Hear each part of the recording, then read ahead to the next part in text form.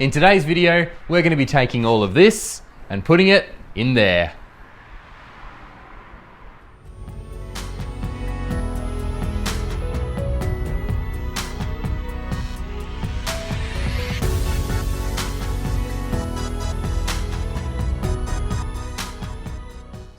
What's up guys? I'm finally getting around to putting a second battery under the bonnet of my Ranger, which is something I've been wanting to do for a little while now. For those of you who have watched my other videos and know that my canopy already has its own battery, you might be wondering why I want to put another battery under the bonnet. Well, basically I always want to know that I'm going to be able to start the car again, whether I'm out in the middle of the bush, on a beach somewhere, or in the car park at Coles. Even though I don't really run any accessories off my main battery other than my UHF radio, there's always a chance that it could malfunction, or I could leave the headlights on, or you name it. Also, the type of camping I like to do is usually out in the middle of nowhere, so I can't really rely on there being a passerby that I can get a jump start from. So in my mind, the best option is to add a second starting battery under the bonnet to give me that peace of mind to know that if something goes wrong, I can easily just flip a switch and start off the second battery. Keeping in mind this system is purely a backup, I wanted to keep everything as cheap as possible, and I managed to get everything I need for $320. To be fair, I did have a lot of the smaller bits and pieces laying around, but I got the battery tray for $70 on eBay, the isolator was $50 on eBay, and the battery itself was on sale at Super Cheap Auto for $200. And it's got a fair bit of juice too, that's 720 cranking amps from a smallish battery. Actually, that's something worth mentioning too. This isn't a deep cycle battery, this is a regular car battery, which is much better suited to what we're doing. If you're not familiar with the difference between regular batteries and deep cycle batteries, basically regular batteries like these are capable of delivering a lot more power, but for a much shorter time. So perfect for starting your engine, running an air compressor, running a winch, or basically anything that needs a lot of power for a shorter amount of time. Deep cycle batteries on the other hand, like what's in the back of my canopy, provide much less cranking amps, but can handle a lot of little discharges for a much longer time. You can also run deep cycle batteries flatter than regular batteries, but you still shouldn't run them any lower than 50% or you'll start risking shortening the life of that battery. How do you know how flat your battery is? Well, 50% roughly works out to be 12.05 volts resting, so to check yours, turn all your accessories off, wait a minute or two, and then check the voltage with a multimeter or a volt gauge. To charge a second battery, you've basically got two options, an isolator like this, or a DC-DC charger like I've got in the back of the canopy. Without going into too much detail, if you're putting a second battery in your car to run all your accessories, things like running your lights or charging your phone, I'd definitely look into getting a DC-DC charger instead of one of these, because they're going to give you much more usable charge from your battery and actually extend the life of your battery as well. For this application though, an isolator is going to work perfectly fine. How these basically work is you connect your two batteries together with this in the middle. This then keeps those two batteries separate but monitors the voltage of your main battery. When it senses that your main battery gets up above 13.3 volts, it knows, okay, the alternator's charging that main battery, now I'll link them together so that the second battery can share some of that charge. When you turn your car off and your main battery drops below 13.3 volts, it disconnects those batteries again.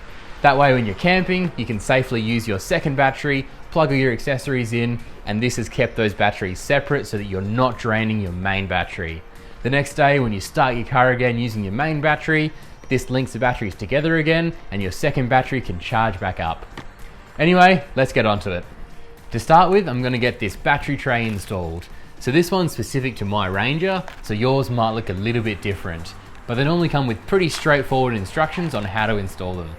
However, I accidentally threw my instructions in the bin, so I'm going to have to wing it a little bit, but luckily for me, it looks pretty straightforward.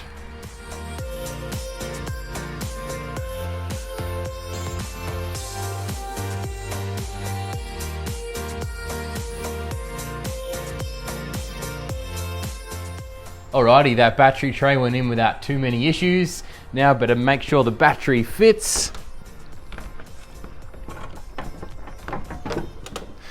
Look at that, fits like a glove. Now I just need to work out where I want to mount my isolator.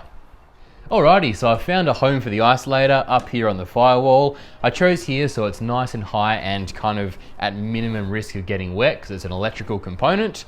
So I've also run the earth and just attached it to a pre-existing bolt on the side of the firewall there.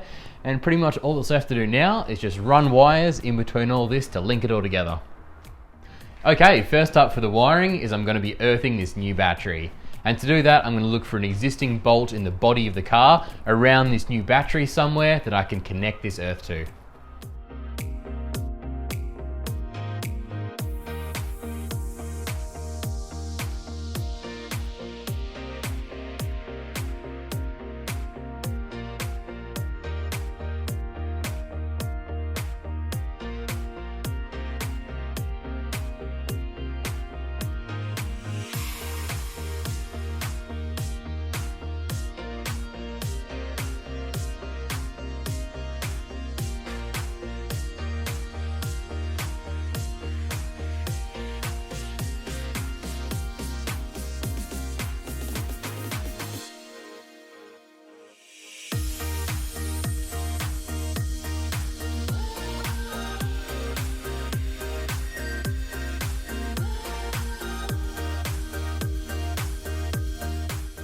Alrighty, the new battery is all earthed.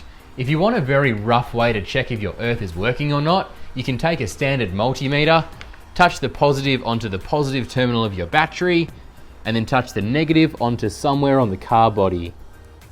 If your multimeter shows you a reading of 12 point something volts, you know your earth is working.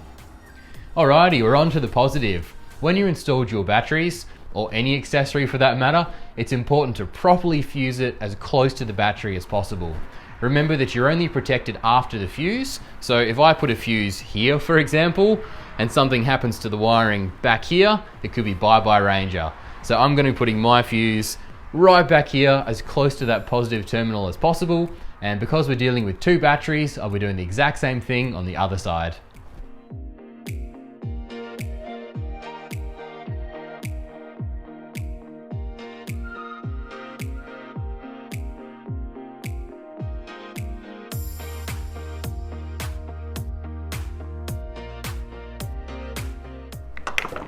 Do you guys want to hear a bit of an electrical joke, considering we're doing some wiring?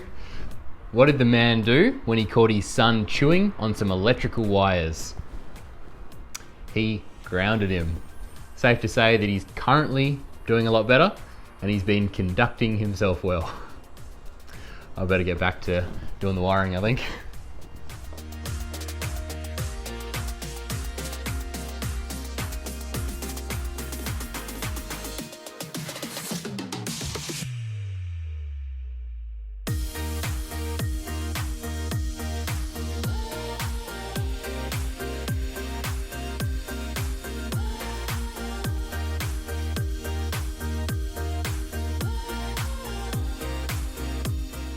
Alrighty, we are done. That second tray's in, the battery's mounted, secured down to that tray, and earthed down to the body of the car just below that battery tray.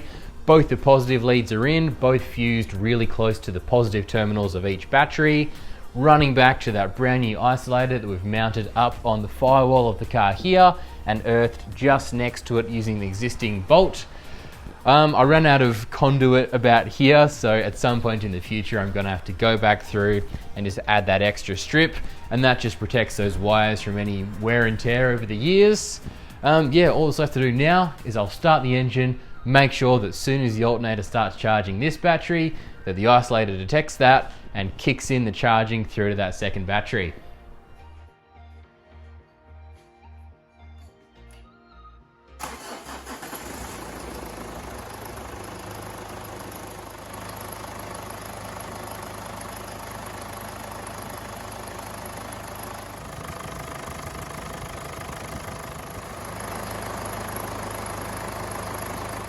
Well, it works. Now, if I was ever to get a flat battery, all I would need to do is flip that switch on the front of the isolator, and that would let me start off this second battery.